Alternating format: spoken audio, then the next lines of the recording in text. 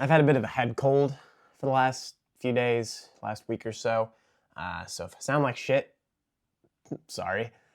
Taylor Swift. Yes, that's her real name. No, it's not a superhero alias. Over the years, Swift has vaulted herself to meteoric levels of stardom, starting off as a teenage country singer before venturing into the realm of pop music. Arguably, she is the most popular musician out there right now, rivaled only by the likes of Weeknd and Bruno Mars. What are the kids listening to these days? What I'm trying to say is, whether you like it or not, you know exactly who Taylor Swift is.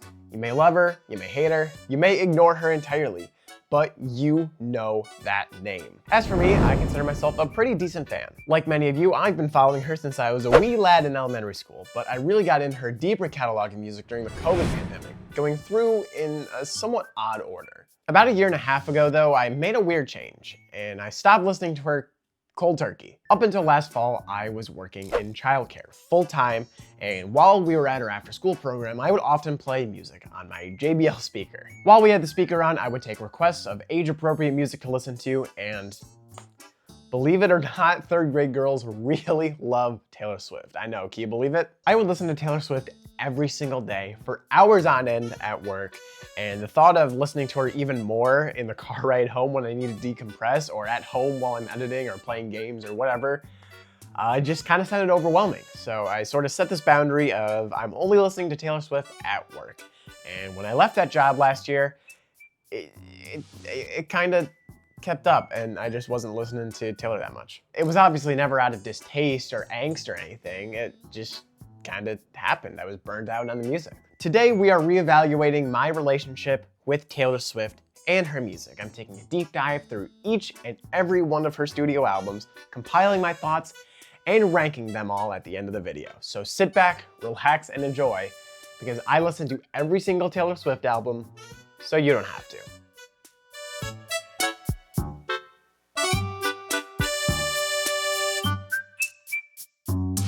And before the video gets started, if you wouldn't mind dropping a subscription on the channel, we're really pushing to hit 1,000 subscribers by the end of the year.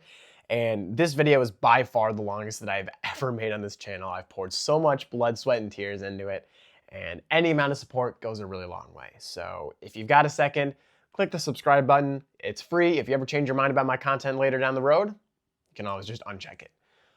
So yeah, thank you very much, and let's get into the video. In the year 2006, a 16-year-old Taylor Swift would finally release her debut studio album, Taylor Swift.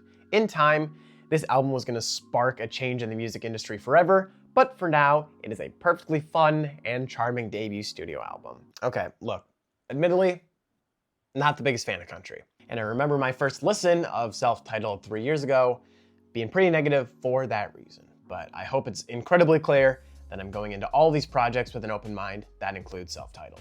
What I ended up finding on Self-Titled was a charming yet somewhat immature album. And I don't mean immature in like the Blink-182 potty humor sense. Yeah, and then your dad f***ed them all and sucked all their d***s until they came, fucker. You suck d*** and eat butt eating duck, suck fucker.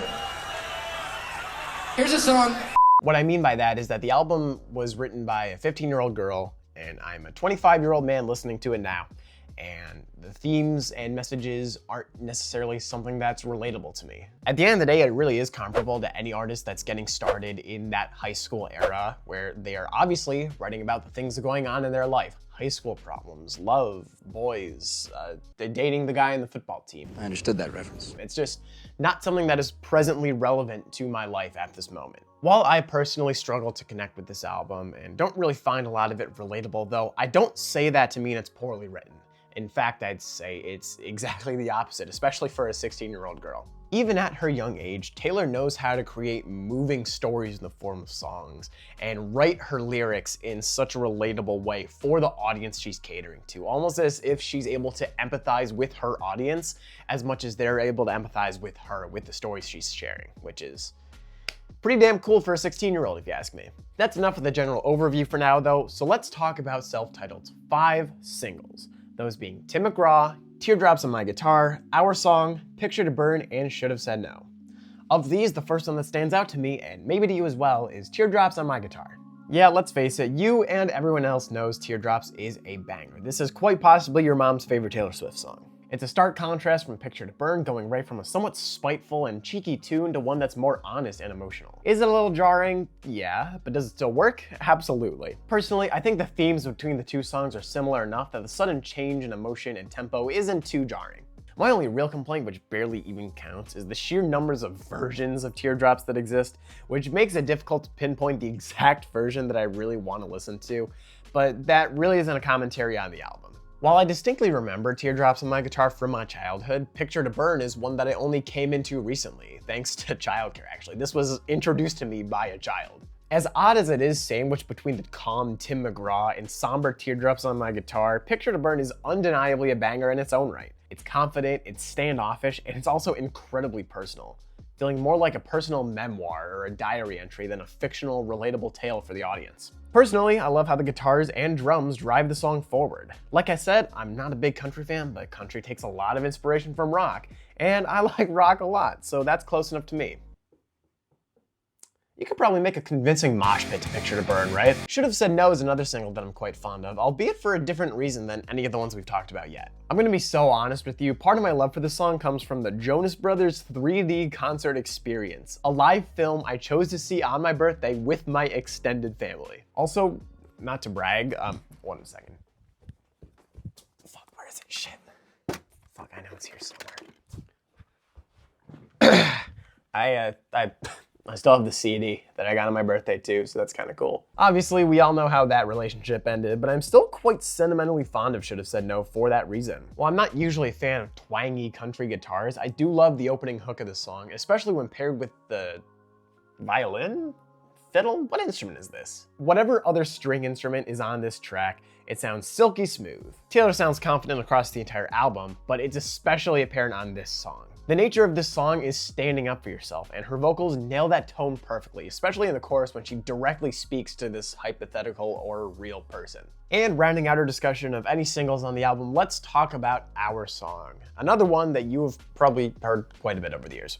Just like Teardrops on my guitar, everyone and their mom knows that Our Song is solid, and honestly, who can blame them? Do I love it as a closing track for the regular version of the album, though?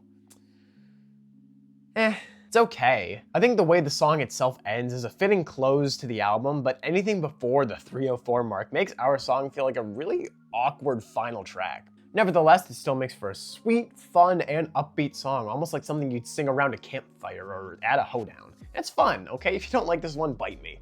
Alright, that's enough talking about singles for now. Let's move away from those and talk about two more songs that I really loved off Self-Titled, starting with The Outside. The Outside takes on such a unique perspective on loneliness, sharing those feelings from the perspective of a bystander observing a relationship from the sidelines. When you also consider that the song was apparently written by Swift when she was a mere 12 years old, yeah, this is one impressive track. You'd also think that a song with this bleaker subject matter might have a slower tempo to match it, but it keeps things relatively upbeat, something I'm a little surprised by, but am incredibly grateful for.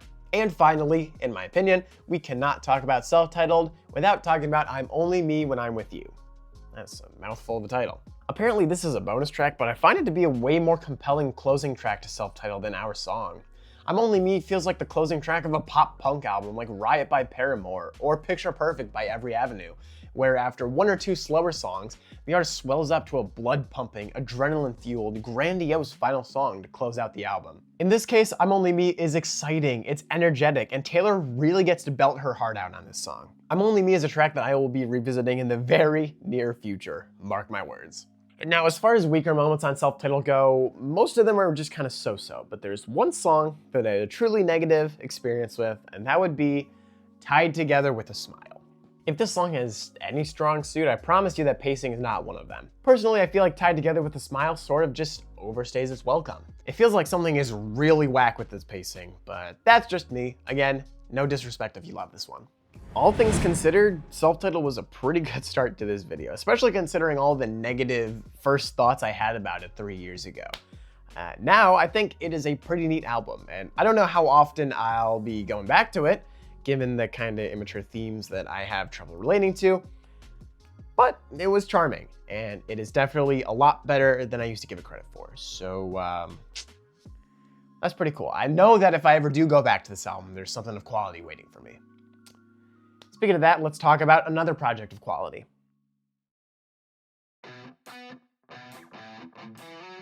2008 saw the release of Fearless, Taylor Swift's sophomore album. And if you ask me,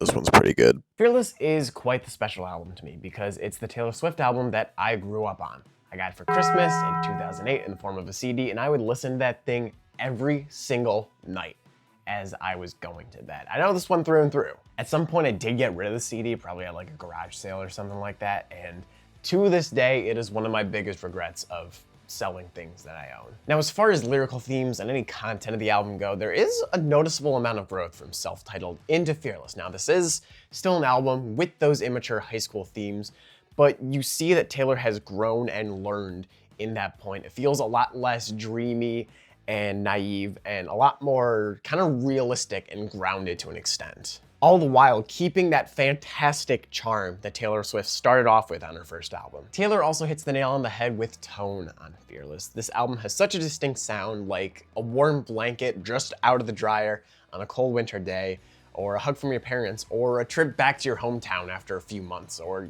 even years. The entire album feels so familiar, so nostalgic, so cozy. I want to take a nap right here just thinking about it. You guys want to take a break for a bit? In terms of track listing, well, there's kind of a lot to talk about. See, this is the first album to ever receive a Taylor's version re-recording back in, I think, 2021. 7 bonus tracks and 6 vault tracks isn't exactly nothing to write home about, and let me tell you, my Fearless vinyl has 3 frickin' discs in it. It is by far the heaviest album that I own on vinyl. That is until your mom comes out on vinyl. Like, look at this shit. It folds out like a fucking picture book. Just like its predecessor, Fearless is composed of 5 singles, those being Love Story, White Horse, You Belong With Me, 15, and Fearless. The selection of singles on self-titled was pretty good, but I think Fearless definitely has the better bunch, starting with Love Story. Look, maybe you're tired of hearing this song, maybe you're not, maybe you're Sienna and you never want to hear this song again. No matter how many of us can't stand this song, I hope none of us deny just how much staying power it has held over the last 17 years. The Romeo and Juliet comparison, while slightly cheesy, does work well in this context.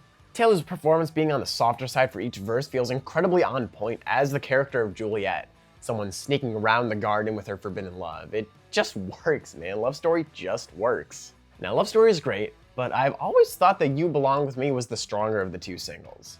In my opinion, You Belong With Me is just a way more fun song. It feels a little cheeky, it's upbeat, it's exciting. Shit, I want to mosh to this song too. You Belong With Me is also quite the relatable song, almost taking a similar perspective to The Outside with a slightly different tone and attitude. And honestly, I didn't even realize 15 was a single until making this video, but it does check out. Maybe it's nostalgia, but there's something so heartwarming about that opening guitar line to start the song off. 15 is also a rare occurrence of an early Taylor Swift song that I actually still kind of relate to this day. Obviously, I went through high school and the sensation of taking a deep breath as you walk in on your very first day, but that's so applicable to many things aside from high school. I think about move-in day of my first year in college, about each of my first days on a new job, about going on a first date. It's scary and exciting and overwhelming all at once, and I sometimes feel like I forget to breathe in those moments. I guess what I'm trying to say is 15 captures that nervously excited combination perfectly. And of course, we cannot talk about the album Fearless without talking about Fearless, the song, the title track. Maybe I'm biased because I spent the entirety of 3rd and 4th grade singing along to this song, but screw it. I think Fearless is the best title track on any Taylor Swift album. Don't at me. Not only does it start the album off with a bang, setting tone and expectations for what's to come perfectly, but it's paced amazingly as well, both as its own song and as a more intricate, moving part of the album as a whole. Just like 15, there's something about this opening guitar line that just makes me feel warm and fuzzy. Maybe it's nostalgia, but personally, I just think it is an incredibly strong song. Thematically, I love Fearless for how carefree it is. It feels like a daydream, full of warm colors and smiles. All right, that's enough talk about the singles for now. Let's move into what I consider to be the best and my favorite song off of Fearless. That is The Best Day. I like to think I'm a pretty composed man when it comes to my emotions, but you can ignore that claim completely whenever The Best Day comes on. Trust me, I do not fool around with this song, a heartwarming and sentimental song dedicated to Swift's immediate family, most specifically her mother. Personally, my mom is one of my best friends. She's always been there for me, whether that's taking me through whatever frustrating shit the world throws at us, going to concerts with me when I don't have anyone else to go to, and anything in between. The Best Day is a song that I've enjoyed since I was a kid, but now that I'm older, I feel like I'm really able to use it as a chance to look back on my relationship with my own mother and appreciate it more. Mom, if you're watching this, I love you. Also, there are probably better uses of your time than watching this shit. Another song that I really enjoy off of Fearless is Forever and Always. As simple as this is gonna sound, it's just a catchy and upbeat song that I find myself bopping my head to every time I listen to it. I do also really enjoy Taylor's vocals in the chorus, especially when they get louder in the final chorus. Forever and Always has a pretty hefty vocal range too, going from lower octaves up to higher ones, and it's cool to see Taylor still crushing it nearly 20 years later with a re-record. Now let's backtrack for a second and let's talk about Hey Steven, dare I say, the catchiest song on the entire album. This hummed hook in the intro takes zero time at all to get stuck in my head, especially with how prominently it ends up being featured throughout the entire song. Hey Steven also stands out to me for Taylor's vocal range, once again. Between humming, verses, and choruses, she's got some pretty great range in her pitches, not to mention her dynamics. I always love when singers are able to use soft and loud dynamics really diversely and make them harmonize together, and Hey Steven is no exception to that. Picking a favorite closing track of Taylor's entire discography is such a hard thing to do. And while I don't think Change is my absolute favorite of all time, it is pretty damn close. Change features an excellent and creative use of dynamics. Verses swell up into a bold and proud chorus, which instantly backs off as soon as it ends, going back to the reserved start of the verses. In addition, the instrumentation of electric guitar and drums really help to move the track along. And on top of that, Taylor's performance and lyricism is awesome. The song talks about Taylor's journey into stardom, but it feels more of like a relatable underdog story more than anything, in turn making it a relatable confidence booster for myself over the years. Taylor's vocals are also something of note, and they really help sell this track because I don't think Change would have landed nearly as well with her audience if her vocals didn't shine like they did. And to briefly just kind of dip our toe into the realm of bonus tracks, I do want to mention Mr. Perfectly Fine. Well, I've definitely been sort of burnt out of the song for a while, and I don't see myself going back to it all that frequently, I cannot deny just how catchy of a tune Mr. Perfectly Fine is. Once that melody of "Hello, Mr. Perfectly Fine" gets into your head, it is pretty difficult to get it out, I'm not gonna lie. Once again, this track is a great example of Taylor using dynamic range to her advantage. Mr. Perfectly Fine also has a somewhat effective bridge. While somewhat simple on paper, it leads us pretty smoothly into the key change and final chorus of the song. Key changes are pretty weird. Sometimes they work, sometimes they feel really forced, but in the case of Mr. Perfectly Fine, it feels totally natural. And in terms of weaker songs on Fearless, yeah, I got nothing. I truly think that Fearless is a zero skip album from start to finish. Look, am I a little biased towards the likes of Fearless, having grown up with it and having a kind of special spot in my heart for it my entire life? It's a distinct possibility. Do I feel that my critiques and comments on Fearless are any less valid for that reason though? No. What? Absolutely not. I truly believe that this is one of Taylor's most cohesive, consistent pieces of work. And that's really hard to do on a sophomore album, especially at the age of Taylor at that time. But she did it with flying colors. So, Miss Swift, bravo. You did it. Good job. It's time for another banger.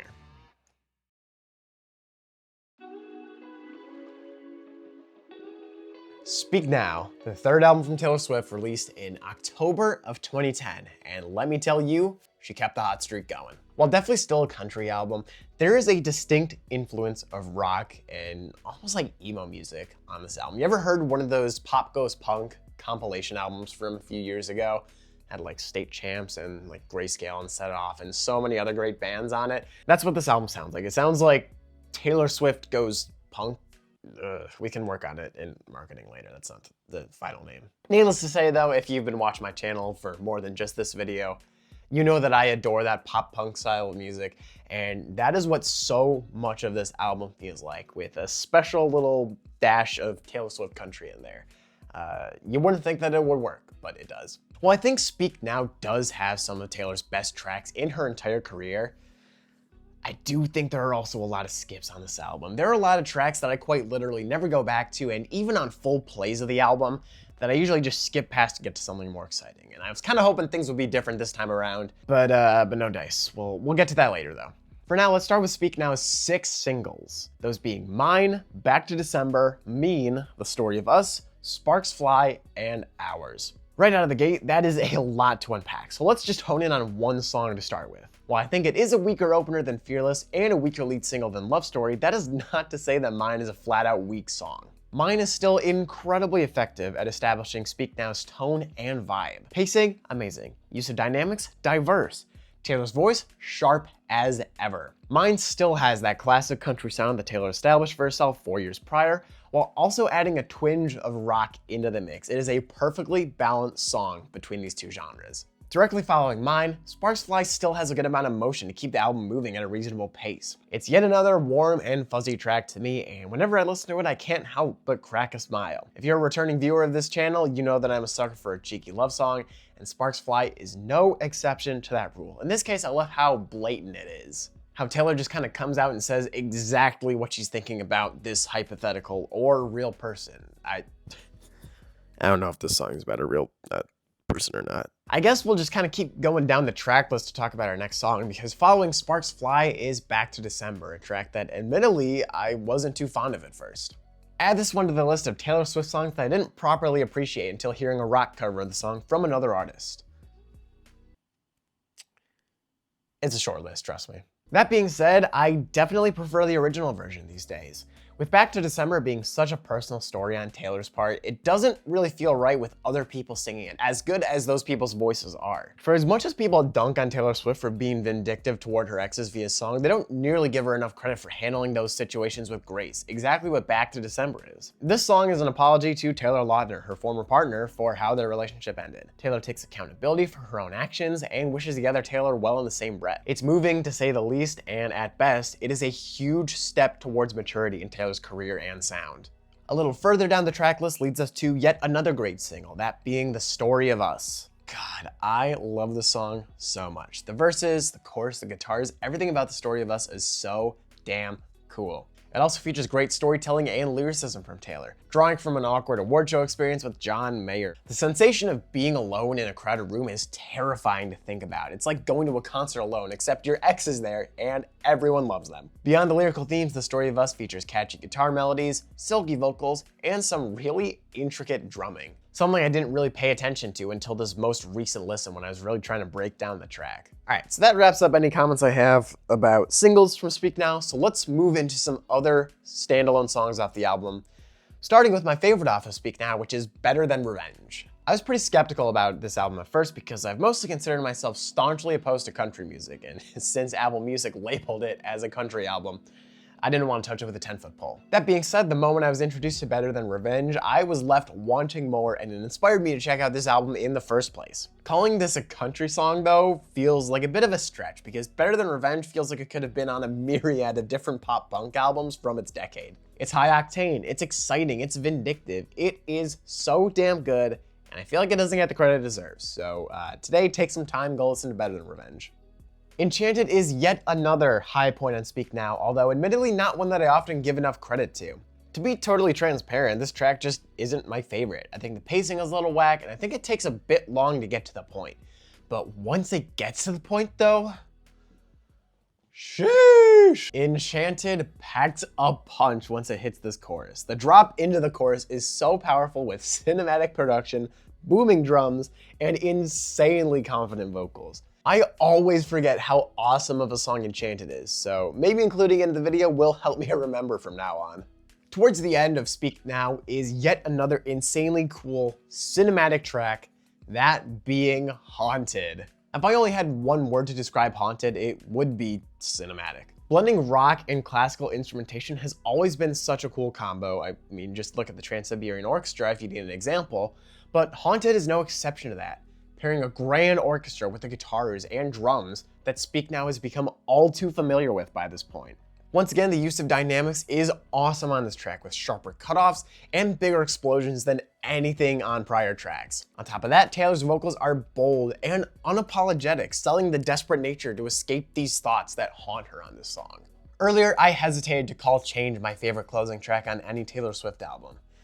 And that's because of Speak Now. That is because Long Live is a song that exists. Long Live is a song with excellent pacing, great use of dynamics, and wonderfully charming songwriting. Closing out the album with the song thanking your team and band for the place you're at today is pretty badass, I can't lie, especially in this form. And of course, we cannot talk about Long Live without talking about its legendary bridge to lead us into the end of Speak Now. The drums on this track may be overwhelming and overbearing for some, but for me, I really enjoy how dominant they are in the bridge as they send us careening towards the end of Long Live and the end of Speak Now. It just works. It's such a cool closing track. Now, normally that's where my praises of the album would end, but we have a sort of rare instance where I actually really enjoyed the bonus tracks, and I think they don't weigh down the album in any shape or form. And that all starts for me with Electric Touch. Let me tell you, I love me a good Patrick Stump performance, and this song is no exception to that rule. Him and Taylor go back and forth quite effortlessly and harmonize beautifully once they hit the chorus. The combination of Taylor Swift and Fall Out Boy feels like such a perfect combination, and it doesn't feel like one artist overshadows the other in any way, shape, or form. It doesn't feel like a Taylor Swift song. It doesn't feel like a Fall Out Boy song. It feels like a perfect blending of those two artists. To me, Electric Touch is a relationship personified by a bright, sunny day, like your flight just touched down somewhere sunny and beautiful, and you're just stepping off the plane, getting blasted by warm air and sunlight. And now to sort of drastically shift the mood from bright and sunny to dark and somber, let's talk about Castles Crumbling, yet another great vault track. If you're queuing up this song, I hope you have got a box of tissues on standby because it is about time to cry. I won't lie to you when I say that I have trouble figuring out what the song is exactly about, and it doesn't look like that I'm alone in that. But these lyrics all just feel so crushing. The addition of Hayley Williams of Paramore on this track is an amazing choice as well. The two singers harmonize so effortlessly off of one another, making for one beautiful vault track in the form of Castles Crumbling. I Can See You is a track that I recall seeing a lot of chatter about online when it first dropped, and I can totally understand why that would be the case. I Can See You feels so different from anything else on Speak Now. Across this album, the guitars have either featured that country twang or that punk aggression. I think Taylor settled for somewhere in the middle with I Can See You. Either way, it's upbeat and it's a cool vibe, so I'm happy. Taylor's vocals are also sick on this song, switching between a sort of monotonous low register and some beautiful harmonies in the upper octave. Like I said, there are a ton of skips on Speak Now for me, but they're not necessarily horrible, awful on the level of Tied Together with a Smile for me. Songs like Dear John, Mean, Never Grow Up, and Hours, among others, just all feel relatively forgettable more than anything to me. I've listened to each of these songs multiple times for this video, and I can still barely tell you how they go or anything remarkable about them, which is maybe my fault as a listener, but that's neither here nor there. So yeah, that's Speak Now. I wasn't necessarily expecting this album to be a negative experience, but I don't think I was expecting it to be this good. If Taylor ever made a full dive into the realm of rock and pop punk music, just like MGK, I would be there day one. Well, maybe not just like MGK. No one's just like MGK, but that's a discussion for another day. For now, let's move on.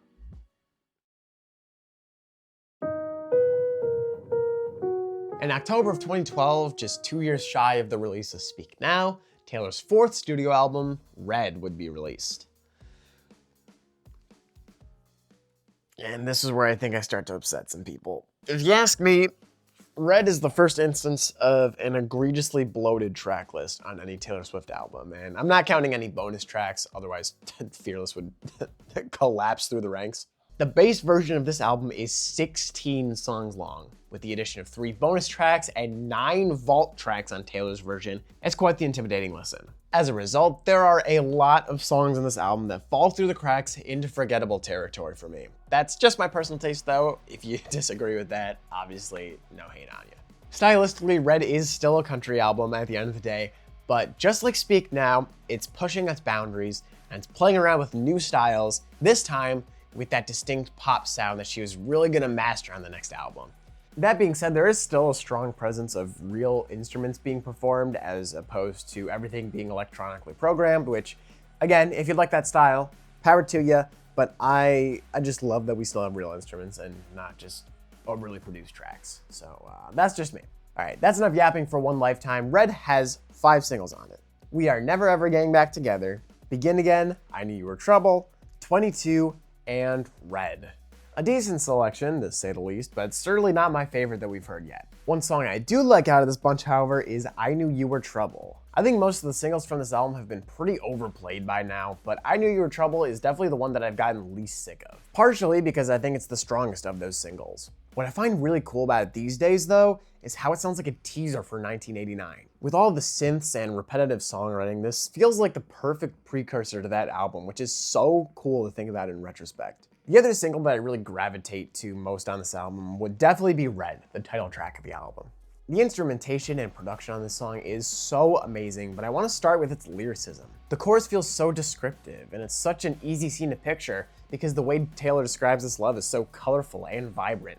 On top of that, the instrumentation is just out of this world. We still kind of got that rock influence to Speak Now, but I wasn't expecting a flashy guitar solo on this album. Wait, there were a ton of guitar solos on Speak Now. Why did I write that? Moving away from singles, let's talk about Starlight. No, not that Starlight. I do not see nearly enough folks giving Starlight the love it deserves, and I think it's about time we change that. With the piano in the intro, the song has a sort of mystical start to it. Whenever Taylor says dancing like we're made of starlight, I picture two people in a forest dancing, shimmering, and that's just how I see it with his instrumentation. The guitar solo and the bridge of the song is also pretty awesome. Even if it's not technically complex, it fits the song perfectly, and I wouldn't expect something Polyphia-like from a Taylor Swift song. It's perfect for what the song demands. And as far as romantic songs go, Stay, Stay, Stay hits the perfect balance of cheeky and sweet with its songwriting. What I love about this song is just how realistic it feels. Every relationship has its ups and downs, but in the context of the song, love prevails, and I appreciate that the focus is on that. It's on communicating and talking things out. I used to really love this song, and I used to listen to it all the time, but after a breakup, it was unfortunately a song that I couldn't listen to for a while. Now though, a few years down the road, I can find appreciation for Stay, Stay, Stay once again. So that's pretty nice. And now, for the popular one, let's talk about All Too Well. All things considered, All Too Well isn't a song that I've been too fond of over the years. In general, I find it to be a somewhat boring and uninteresting track, but I would be remiss if I didn't praise it for its powerful chorus and powerful lyrics. If nothing else, All Too Well tells an incredibly moving and emotional story, which is enough for me to say some positive things about it. And while I don't usually have the patience to sit through 10 minutes of a song, I definitely do enjoy the 10-minute version of All Too Well. It is just so beautifully written. If I can take a moment though to share the gospel, as it were, spread the good word with you, I'd like to talk about Moment I Knew, because it damn well might just be my favorite song on the entire album. This song has some masterful pacing, especially for this slow of a song, falling into a similar flow as Castles Crumbling. On top of that, the subject matter is powerful, capturing the story of Jake Gyllenhaal being a crappy boyfriend. Across its 5 minutes, The Moment I Knew features a great build-up and swell of pressure, driven forward by a duet of piano and cello, all for it to explode with the final chorus. The Moment I Knew is such a cool song, and if somehow you still haven't checked it out for yourself, I heavily inspire you to do so. Okay, well that sort of brings an end to the kind things I have to say about Red. So let's talk about some low points on the album, starting with 22. This one is kind of unfair though. More than anything, my distaste for 22 is an issue of it being overplayed. That's quite literally it. Similarly to I Knew You Were Trouble, I hear the 1989 influence creeping in on this track, and I adore the pre-chorus as far as pacing and flow go. Having heard it so frequently over the years though, yeah, I've heard this song enough for a lifetime, I think, so I'm not going back to it all that often. But I can at least appreciate it for kind of what it sounds like and what it leads into on the next album. And now this next critique might not sound constructive whatsoever, so I apologize in advance, but We Are Never Ever Ever Getting Back Together is a song that I never ever ever want to get back together with. Just saying it bluntly, this is a song that I've always found to be blatantly annoying. If I have any praise for it, it's that the pre-chorus is actually quite polished and catchy, but I find the verses to be somewhat bland and the chorus to be incredibly obnoxious and repetitive. Sorry Swifties, no hate to you if this is your song, I just can't. Just like Speak Now, Red has its fair share of forgettable duds, and for me, Songs like Treacherous, I Almost Do, The Last Time, and Sad, Beautiful, Tragic, among others, just don't really do that much for me, putting me to sleep instead of immersing me further into the album. If these are your songs, no disrespect to you whatsoever, they're just not my cup of tea, I'm sorry. Looking back, I remember liking Red a lot more than I seem to do now, and maybe my preferences have just kind of changed over the years. Maybe I'm just looking back on the fond moments with rose-colored glasses, but I don't know. What I've learned from this experience is that two things are clear. One, Red is definitely ranking lower than I expected it to, and two, it is time to review Taylor's most influential album to date. 2014 saw the release of 1989, the fifth studio album from Taylor Swift. This also marked her departure from the realm of country music and her full plunge into the realm of pop. For a long time, 1989 is the album that I considered my favorite of any Taylor Swift album. And I still think it's pretty good, but looking at my notes on paper, this is the most divided that I think any album has been yet in terms of good songs and bad songs in each column. Maybe things aren't quite as solid as I remember them to be, but we'll see where things end up in a bit. If there's one thing that I'm gonna stand by though, it's this. I think the high points of 1989 are some of the best in Taylor's entire catalog. Stylistically, this is one distinct album from Taylor, even if I don't think this is her best or most creative songwriting.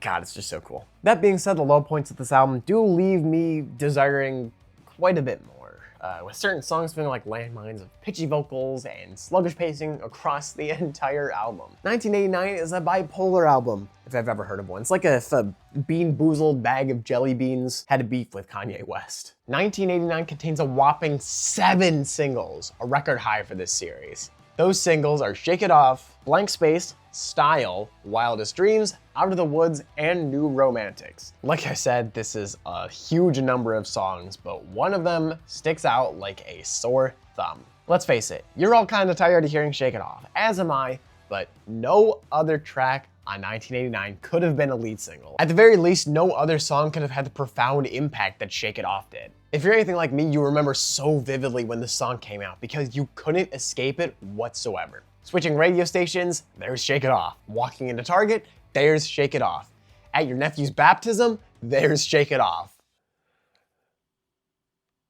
Okay, maybe not that last one. I just really wanted to write that in the script. Regardless, Shake It Off is one catchy track, and if you ask me, it earned all of the mass attention and airplay that it got. That opening drumline is up there with some of the most iconic drumlines of the decade, right alongside We Are Young by Fun and Do I Want to Know by the Arctic Monkeys. Taylor's vocals are as confident and as powerful as ever with this song, something that's so necessary for those self-confidence themes of the song, so what's not to love? And I guess if we're talking about singles too, we should talk about Style. I'm kind of sick of this track too, but in the context of the entire album, Style is definitely higher up on the tier list for me. To me, Style just sounds like 1989, which might sound weird, but it sounds perfectly like the album it's on. When I think of 1989, Style is one of the first tracks that comes to mind. It's so easily identifiable as a track on this album. The lyrics aren't anything crazy to write home about, but the production is flawless, and Taylor's vocals have got some pretty good range for the entire song. If you've also burnt yourself out on Style, give it another shot, see how you feel, because this is my first time coming back to the song in probably a year, and I kind of forgot how catchy it is. We'll come back to another one of these singles in a bit because I have some special notes for that one, but for now, let's talk about All You Had to Do Was Stay. Once upon a time, this was a top 5 Taylor Swift song for me, and nowadays it's still probably in the top 10 in some capacity, but it's certainly fallen the ranks a bit. Regardless, All You Had to Do Was Stay has such a unique intro using some gradual dynamics and vocal compression to create this awesome swelling sound. On top of that, I love Taylor's flow in the chorus, if that makes sense. It feels very confident to me, like she's laying down a boundary and standing up for herself. Whereas All You Had to Do Was Stay is a bold confidence booster, How You Get the Girl just kind of breathes new joy and whimsy into my life. This song is just such a carefree good time, and if you don't enjoy it, I just think you might hate Fun a little bit.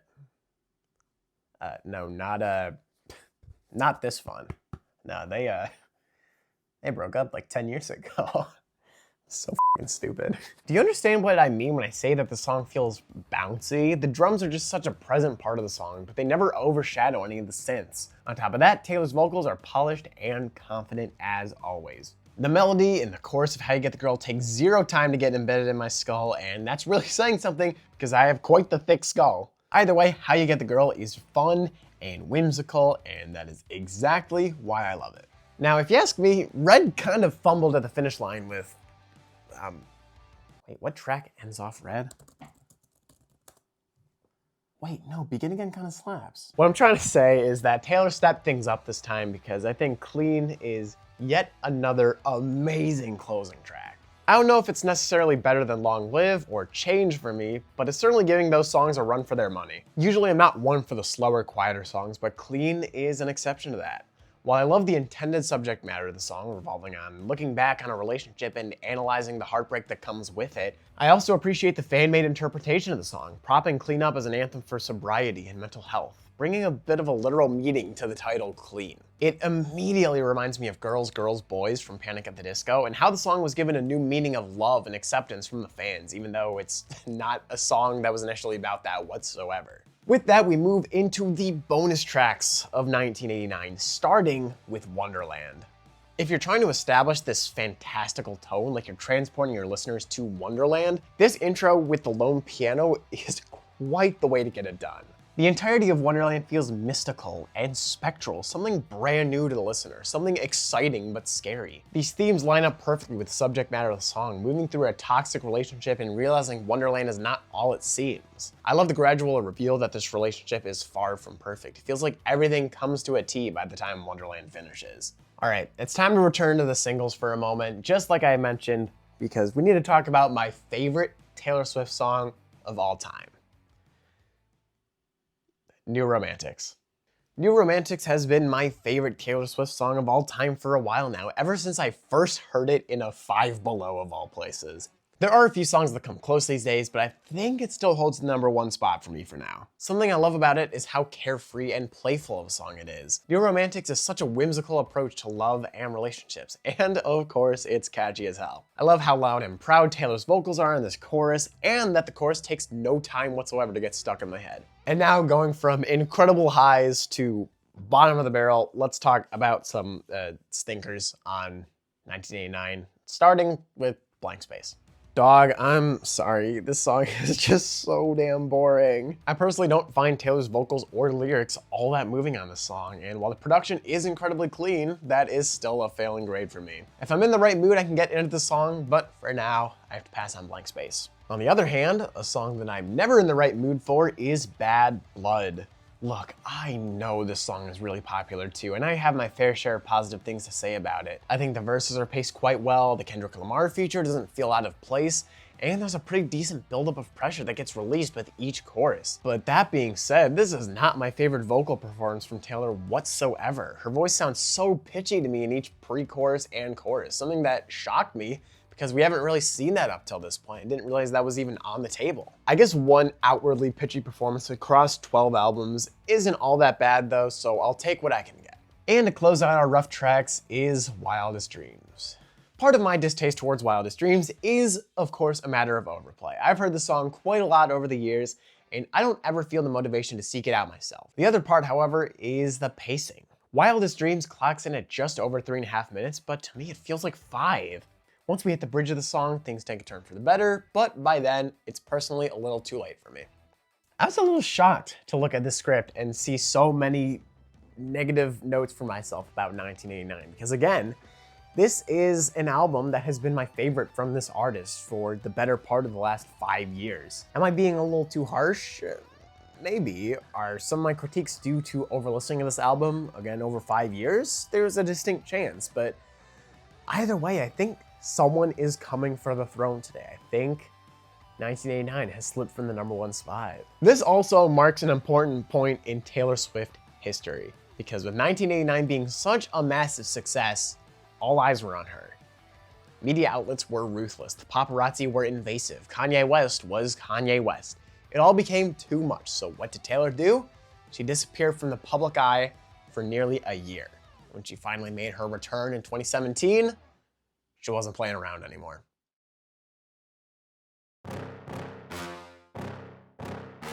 At the end of her hiatus, Taylor Swift released her 7th studio album, Reputation, in November 2017.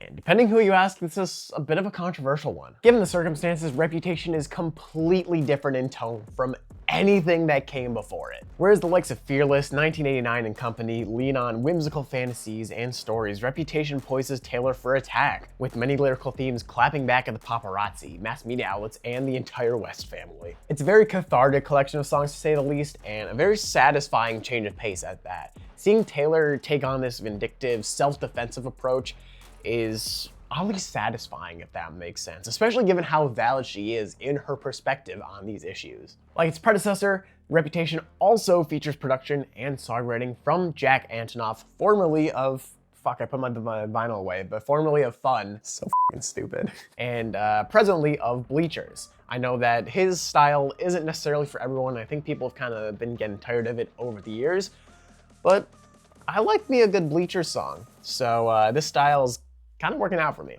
Reputation consists of 6 singles, those being Look What You Made Me Do, Ready For It, Endgame, New Year's Day, Delicate, and Getaway Car. Yet another amazing selection of singles, but the one I focus on first is Look What You Made Me Do. You're either gonna love the song or hate the song, and that's fine. Personally, I used to despise the song myself with a burning passion. The chorus is repetitive, most of the vocals are breathy and awkward, and delivering the chorus didn't do so much to inspire me to check out the album further. Once I finally took the plunge though, and really listened to it a few times and gave the full album a shot with the context, okay, yeah, I understand the hype now. The strings on the song feel so sinister, perfect for this almost supervillain-like persona Taylor puts on for Reputation. I really love the perspective of the lyrics too, placing the blame on Taylor's villain era on her enemies. Not only does Look What You Made Me Do sound powerful itself, but it establishes Taylor as a powerful figure, something that we'll see time and time again across Reputation. In a similar vein, Ready For It is another track that took quite a while to warm up to me. After listening for a few years and seeing it live on the Eras Tour, it has grown on me quite a bit. While the verses do feel a bit repetitive, they also feel powerful with the booming bass and these blah sounds providing some really unique percussion. It also feels like a great introduction to this new era as the first song on Reputation. Thematically, this album is so different from anything Taylor's done before, which begs the question, are you ready for it? Getaway Car used to be my favorite song off of Reputation as a whole, and nowadays I don't think that's the case, but it's still a song that I'm quite fond of. Using a getaway car to describe a relationship that was doomed from the start is such a fitting comparison. Both are often chaotic, stressful, and move at ludicrous speeds. Take those themes, toss in some Antonoff production, and you've got one heater of a track in the form of Getaway Car. Aside from singles, another track that I really love off of Reputation is Don't Blame Me. Something tells me you do too. Alongside Look What You Made Me Do, Don't Blame Me is yet another track that not only sounds powerful, but makes Taylor feel powerful and intimidating on this album. The gradual build-up from the quiet start of each verse with booming bass drums into an explosion of sound in each chorus is nothing short of chilling. Taylor's vocals are also something to note on this song, staying in the lower octave for a majority of the song until a massive pop-off in the breakdown before the final chorus. Pacing is brilliant on Don't Blame Me, and every listen to the song feels so rewarding. In terms of tracks with spotless production, Gorgeous is definitely something to note. Production is the name of the game on this track, or at least it's one of them, because the lyricism on this song is also so amazing. Taylor captures this internal conflict perfectly. As much as Gorgeous seems directed at a potential partner, the whole song feels more like an internal monologue to me, like words you want to spit out at someone but just can't. Looking at it through that lens gives the song a really unique touch for me. On the note of production though, there are so many creative choices on Gorgeous that I really love. The distortion of the strings, the rinky chime-like noises. As far as production is concerned, Gorgeous feels like one of the most polished tracks on Reputation. Dancing with Her Hands Tied is another marvel of musicianship and production, almost reminding me of Charlie Puth. It sounds like something that could have come straight off of voice notes. Whereas the majority of Reputation is confrontational and pointed, for good reason, Dancing with Her Hands Tied shows a moment of vulnerability under all the pressure from media and paparazzi. In this context, Taylor gives a peek into how all of that pressure affects her personal relationships. Now yes, to an extent, if you're gonna be famous, then you need to be prepared to deal with these TMZ level freaks, but I've always figured that's a weird place to put the argument as opposed to why are we breaching anyone's privacy like this in the first place? Because I'll tell you what, I don't think 14-year-old Taylor thought that every relationship she'd engaged with would be on full blast for the entire world. Dancing with her hands tied feels like a commentary on that, as if Taylor's confiding her frustrations in us or a partner. Let's take a breath for a second, though. Let's talk about what I thought was a deep cut on the album, and I'm not so sure. I don't really know how to judge what is a deep cut. It's call it what you want. Admittedly, I don't follow or engage in much Taylor Swift discourse online, so I have no clue what the general consensus on this song is among fans. That being said, however, I feel like I need to go to bat for Call It What You Want, because it is my favorite off the entire album. If I could only describe this song with one word, I think it would be comfy. Call It What You Want is dreamy and positive, almost like a diary entry of Taylor's. To an extent, it thematically and lyrically feels like something from Self-Titled or Fearless, but definitely with a more mature and experienced set of hands on the wheel. Oh my god, the production is so good too. I can't stop talking about this song. That does bring us to the weak points of Reputation, of which I really feel like there are only two. Let's start with This Is Why We Can't Have Nice Things. This might sound a little unconstructive, so I apologize in advance, but it's just kind of an annoying song to me. I don't know, I don't think it's particularly catchy, and the rapid hi-hat for the majority of the song just gets really old really fast. I don't think I'd necessarily skip it on a full listen of Reputation, but squished between Dress and Call It What You Want, I usually find myself wishing I was listening to any other song on the album. In a similar vein, I don't often feel all that much motivation to seek out Endgame on my own. To be fair, a lot of my distaste towards this song comes from repeated listens over the years, but I've always found Endgame to be one of the weakest tracks from Reputation. Future's feature feels incredibly out of place, the post-chorus big reputations are incredibly obnoxious to me, and the songwriting on the chorus just feels so bland and unimaginative to me, even if Taylor's performance on said chorus is polished and intimate. All around, Endgame is not a track that I go back to all that frequently, but again, no hate if that's you. That just about brings me to the end of my notes on Reputation, and whereas Speak Now was a lot better than I remembered it being, and Red was maybe a little worse than I remembered it being, Reputation was pretty much exactly as I remember it to be. This is one consistent, memorable album, and I don't know why it got all the controversy it did, because it's neat. It's polished, it's exciting, but more than anything, it feels incredibly different. Taylor's grown a lot over her career at this point, but Reputation feels like such a dramatic shakeup to the formula in a way that I don't think anyone was ever expecting. It's so drastically different from anything else in her catalog, past, present, or future. And that's pretty damn cool if you ask me.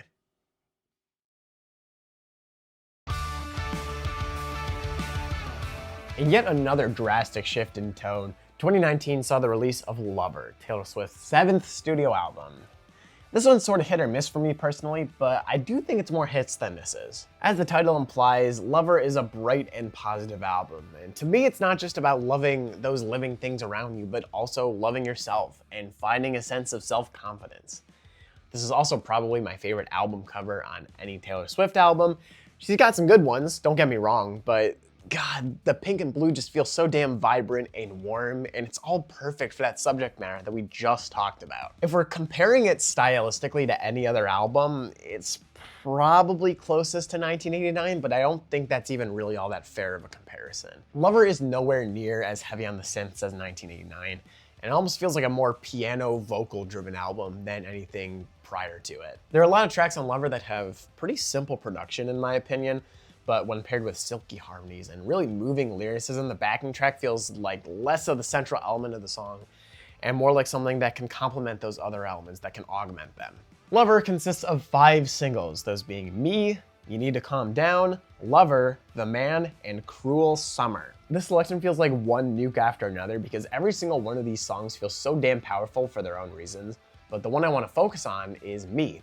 Look, I know, this is a hot take, Swifties. Please don't roast me too hard. Me is such a guilty pleasure song for me, but hell, I wouldn't even call it a guilty pleasure because I'm not even that guilty about it. To give myself some credit, this song did come out right at the peak of my addiction to Panic at the Disco, and any song with Brendan Urie on it was a good song in my eyes and ears. I guess that sort of stuck with me throughout the years to an extent, but I'll also stand by loving the lyrical themes of confidence and self-love that Me boasts. Sonically, Me feels so warm and colorful. Every time Taylor hits the chorus going into that Me, it feels like an explosion of colors, positivity, and excitement. And if enjoying that is a crime, Lock me up, Your Honor. While I loved Me right from the start though, Cruel Summer is one that really took its time to grow on me. When I finally did though, it was a moment of everything clicking into place, of everything making sense. I could see every equation. For me, the high point of the song is Taylor's performance, which feels like a no-brainer, but her voice is stellar on Cruel Summer. Multiple octaves across the entire song, and of course, the angelic that was actually terrible. And of course, I might as well not even make this video if I didn't mention the bridge of Cruel Summer, because it literally makes the song for me. Need I say more? All things considered, I think Lover is a pretty simple song, but I think that's also what makes it so effective. To me, Lover puts appreciation into the most mundane of tasks, like hanging Christmas lights, having company over, saving seats at tables. All unremarkable moments in their own right that suddenly become so special based on who you share them with. It's a dreamy and happy song, almost reminiscent of something from Taylor's early work with a more mature perspective and almost hazy tone. It's not just dreaming of being together with someone, it's thinking about all those moments you want to share with them, all those moments that wouldn't be special without someone. All right, we're on a roll with these singles, so let's keep talking about them. Let's talk about the man. I've personally met more than one white conservative man who has had a problem with the song, and on the one hand, that makes me happy because, well, a Republican is upset. On the other hand, though, it does bug me that so many people have such a shallow and bigoted mindset to someone saying, hey, I would really appreciate it if I was treated as equally, and I don't appreciate that I don't get the same opportunities because of something I can't control. But, you know, love thy neighbor unless thy neighbor looks slightly different than you, right? Enough ranting, though. The Man is a great song because it vents frustration and challenges those mindsets. With the confrontational tone of Reputation and the synthy production of 1989, The Man is one powerful track to me. It's angry, it's spunky, it's everything it needs to be. And on top of that, I presume it's relatable. I mean, I'm obviously not in a position to speak on whether it's relatable or not, seeing as, well, I'm a man. So female viewers, let me know if this song speaks to you, for better or for worse. Okay, so I think we finally exhausted everything I have to say about the singles, so let's talk about I Forgot That You Existed, the opening track of Lover. I actually do consider this song to be a pretty weak and uneventful opener to Lover as a whole, but I'd be lying if I said this song hasn't helped me get past every single breakup that I've ever been through. As simple as the song is, it preaches an incredibly effective philosophy. Out of sight, out of mind. And when I was in those situations, I Forgot That You Existed also felt like a light at the end of the tunnel. With the almost relieved delivery of the line, I thought that it would kill me, but it didn't. So, while the song is far from Taylor's best opening track, it's an incredibly impactful song in my life, so I need to give it some kudos. Miss Americana and the Heartbreak Prince is another high point of Lover for me, especially as far as production is concerned. This is a song that I've been quite fond of since my first listen of Lover, but I gotta be honest, when I saw the Eras Tour set list and saw this song as an opener, I was initially skeptical. Seeing it in execution though, I was blown away to say the least. Miss Americana sounds like a B-side straight off of Reputation with its production and darker tone, fitting in right alongside the likes of So It Goes or Dancing with Her Hands Tied. Taylor's flow is also something that I want to note on this track. Rhythmically speaking, I think her lyrics are a lot of fun and they feel like they land with substantial weight. On an album titled Lover, on an album with so many vibrant colors in its cover, Paper Rings is a song that makes perfect sense to be a part of the track list.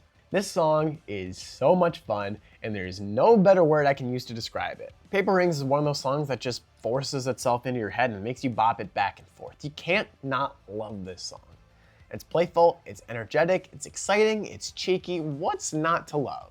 Paper Rings is a pretty popular tune, at least as far as streaming numbers go, but let's talk about a track with fewer streams, that being Afterglow. Right up there with Call It What You Want, Afterglow is a song I feel I've never heard or seen any discourse over. Starting with the bass drum, following into spacey guitars and vocals, Afterglow launched in a way I was not expecting whatsoever. Personally, I love the song so much for its chorus, which is brutally honest and accepting responsibility for damaging a relationship. These lyrics feel so intimate and personal, as if we're the ones who were wronged, and no matter how many times I listen to it, Afterglow still finds a way to send chills through me to this very day. If there's any song on Lover, however, that shows Taylor's growth over the years, shows just how far she's come, it has got to be Daylight. the closing track to Lover, and what I call her best closing track since Long Live. There's one phrase in particular that I love off this album, that being, I once believed love would be black and white, but it's golden. As simple as it is, it's such a nice acknowledgement, especially when you line that lyric up next to her earlier work, where everything feels pretty cut and dry. Daylight fades out with a spoken outro and leaves a pretty satisfying conclusion on Lover. Like I said, Lover has a handful of misses for me, but most of them come with an asterisk or a set of traits that I can still have positive things to say about. For example, let's start with I Think He Knows.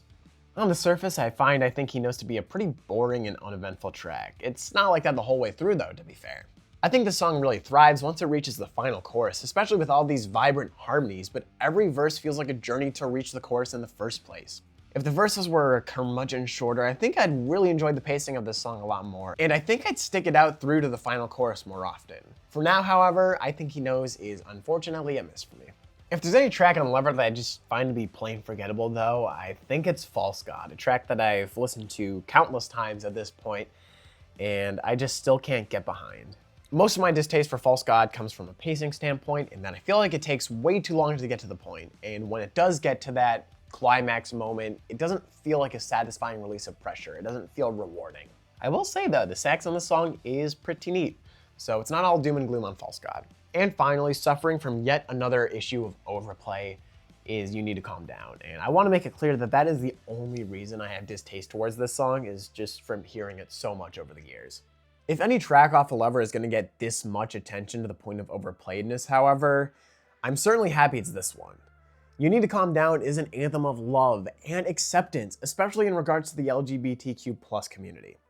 I'm sure that made at least one balding Republican mad, and I'm sure it made infinitely more members of that community feel seen and heard. So while it's not my favorite off of Lover, I deeply appreciate and respect what You Need to Calm Down stands for.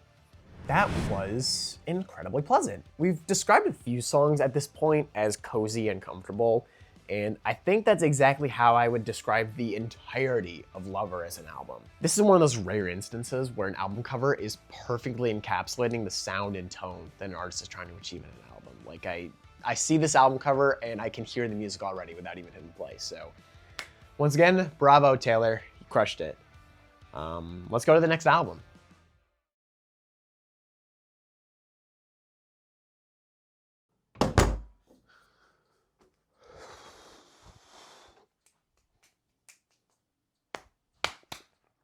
Yeah, so I made an oopsie yesterday. I ran out of time while I was recording, and I had to go to work.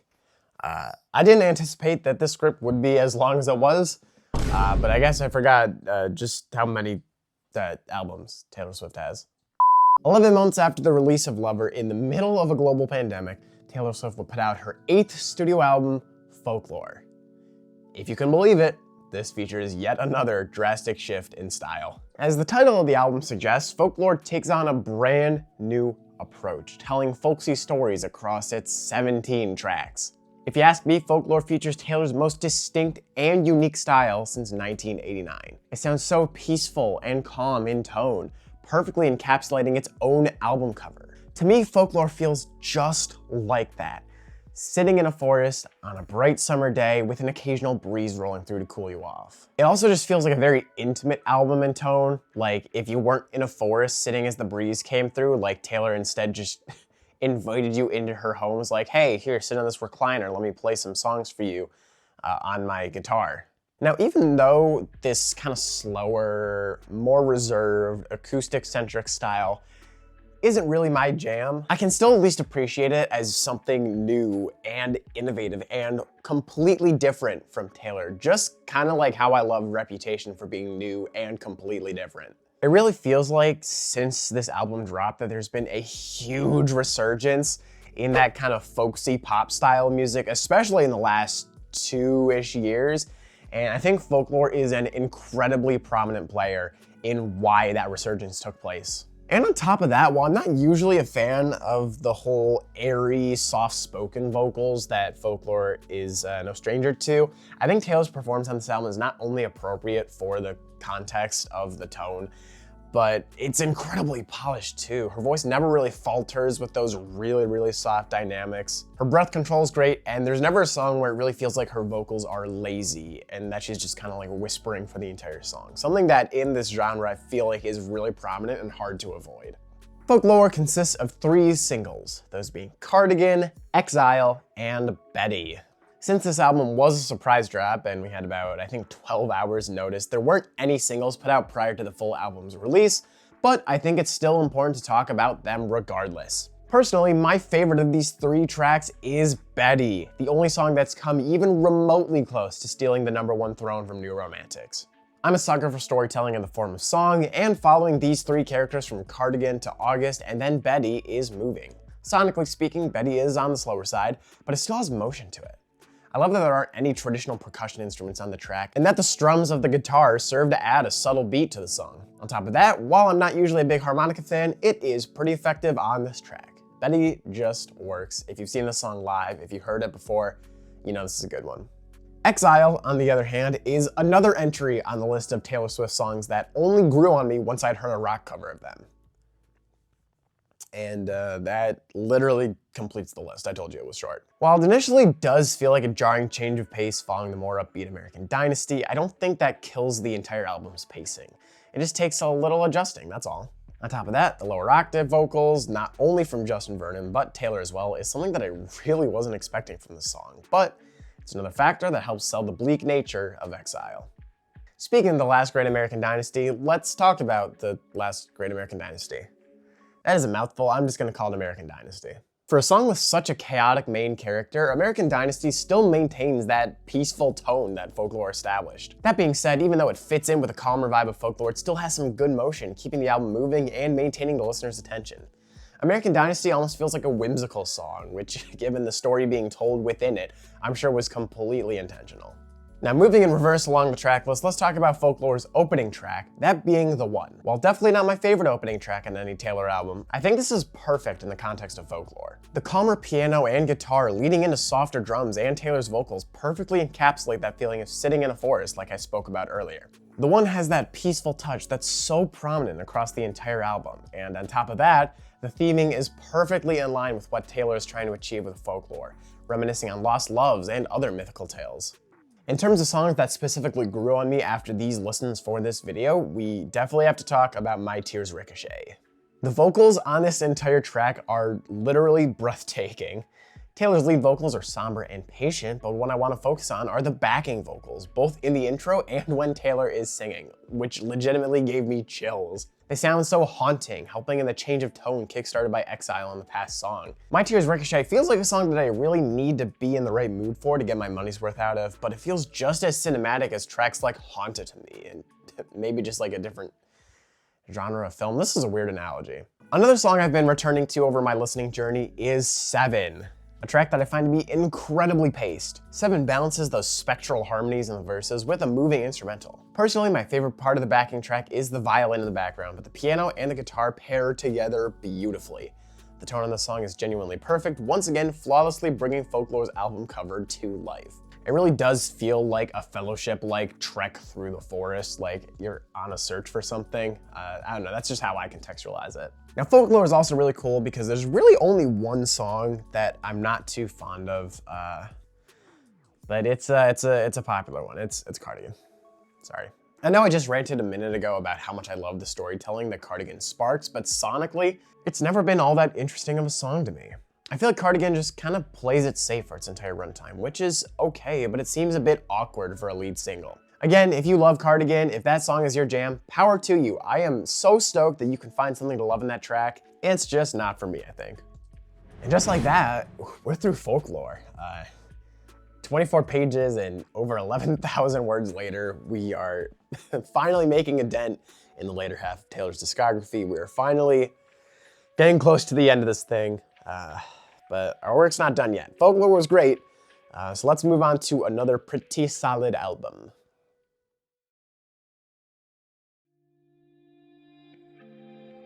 A mere 5 months after the release of Folklore, Taylor Swift would surprise drop yet another album. This time, it was Evermore, the sister album to Folklore. Now, I'm just gonna be upfront with you.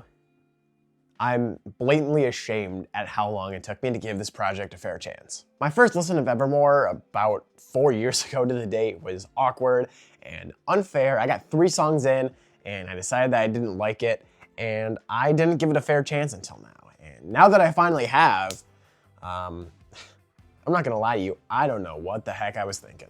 Now to me, Evermore sounds eerily similar to Folklore, which should be obvious. They are sister projects at the end of the day. Because of that, listening to these 2 projects back to back ends up sounding a little bit repetitive, if you ask me. Is that at fault of Evermore?